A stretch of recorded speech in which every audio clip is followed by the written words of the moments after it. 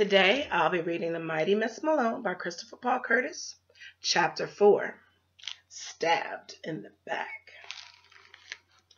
Mrs. Needham returns our work by calling each student to her desk in the reverse order of how good you did. Getting called last is best. Dolly Peaches, who was a roughneck, a hoodlum, and a boy, even with a name like that, has been called first every single time this year. I've been called last for every paper and test all of sixth grade. It's like what we say on the playground. First is the worst, second is the same, last is the best in any old game. Miss Needham picked up 4 final essays. I enjoyed learning about your families. We've had a slight change in our usual rankings today. Mr. Peaches, keep trying. Hope springs eternal. Dolly slouched up to her desk. It was a very short walk because Mrs. Needham keeps Dolly Peaches and Benny Cobb exactly 1 yardstick and 1 stretched out arm away from her. She said, "Young man, stand straight and pick up your feet when you walk, or I will leave you with a memory that will extend into the summer." Benny Cobb was next, and the roll call went on until it was down to me and my loving friend Clarice Ann Johnson. We looked across the room at each other and smiled. We each held up 2 fingers, touched our cheeks, then held up 1 finger and put our hands on our chest like we were getting ready to say the Pledge of Allegiance. But we weren't. It's a secret sign language for our motto that I thought up.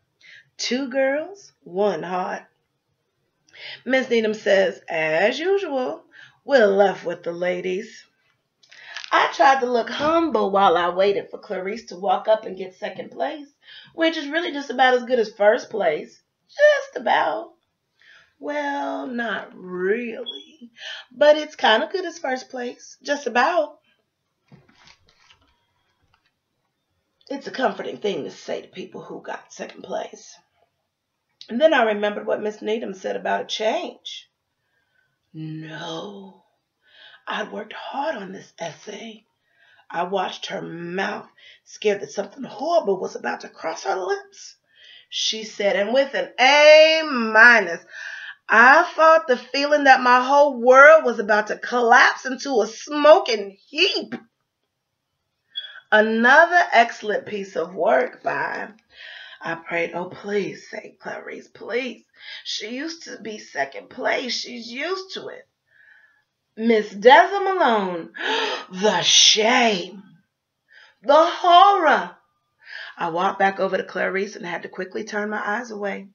It was bad enough that I hadn't gotten my usual grade, but it was even worse to see the crazy look on my loving friend's face when she knew that it was her and not me who did the best on the last assignment of the year. Clarice's mouth and eyes were wide open. She was being eaten alive by guilt already. I just knew how bad things had gotten when my second brain started talking to me. I'm different from most people, and one of the main reasons is I think I have 2 brains. Whenever I get nervous or mad or scared or upset, I have thoughts that are so different from my normal thoughts that there isn't any way they could be coming from just one brain. My first brain decides it doesn't want to know about what is happening and stops working. Then my second brain, it takes over. And that brain is always looking to start trouble, to hurt someone or break something. I felt myself rise out of my seat like a prisoner on her way to old Sparky the electric chair. I had to bravely make that long walk to Mrs. Needham's desk, a walk once bright with sunshine and hope, now choked with thunder, despair, and crabgrass. "Buck up, kiddo," the second brain said. "She won't be expecting a thing." Oh, one of the main reasons I hate the second brain is that it always calls me kiddo. "Smile, kiddo," the bad brain said. "Get as close as we can." Clarice had covered her mouth with both hands. It was easy to see that she was grief-struck, that something this terrible could happen on the next to last day of school. "Okay, kiddo, when she hands the paper to you, snatch your arm.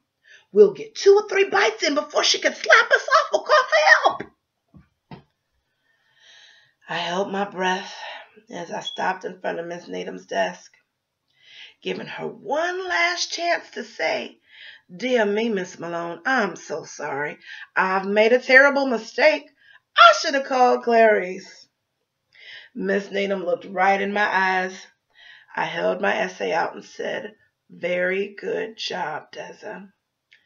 Thank goodness that woke my first brain up. It stopped me before anyone got bit. Very good job? Was she playing a joke on me? I looked at what was written in red, and at the top of my paper, there was a big A sitting there. My grade is supposed to be an A+.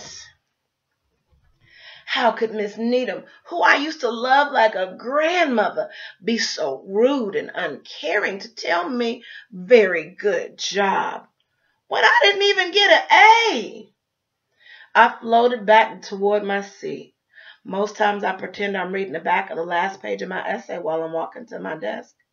That way my classmates get a chance to see my grade and maybe will want to try harder the next time. This paper was a crinkled ball in my fist.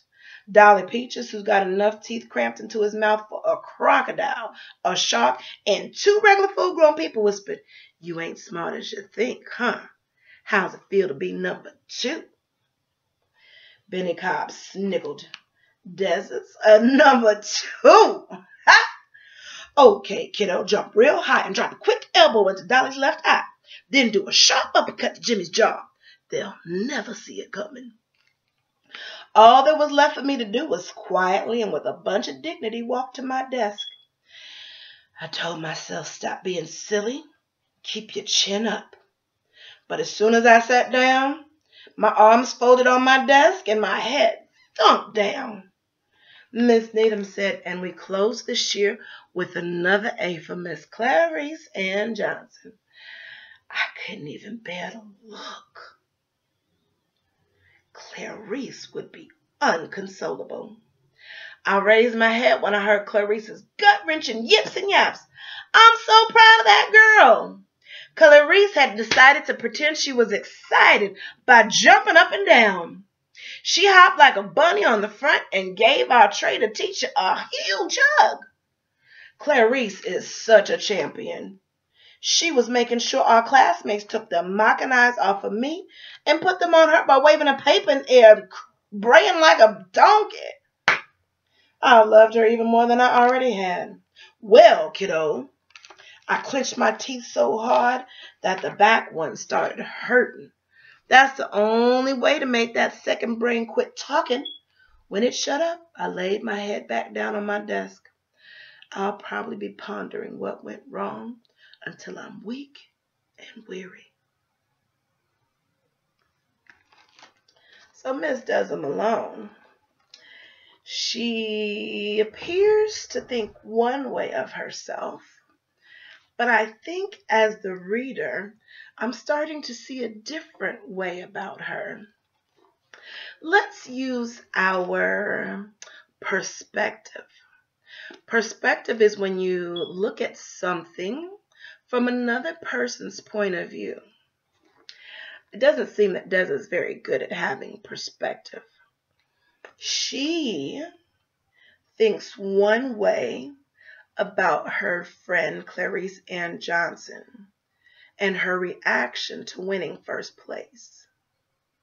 Deza believes that Clarice is broken and shattered inside for coming in first place. That's not what I understood from my reading of this text. Take a rewind and listen carefully to this chapter, and then discuss or write down in a journal how Clarice Ann Johnson was really feeling about getting an A and coming in first place. I think our perspective will be very different than Miss Deza Malone's. Tune in soon for the next chapter 5, Made of the Mist. See you soon.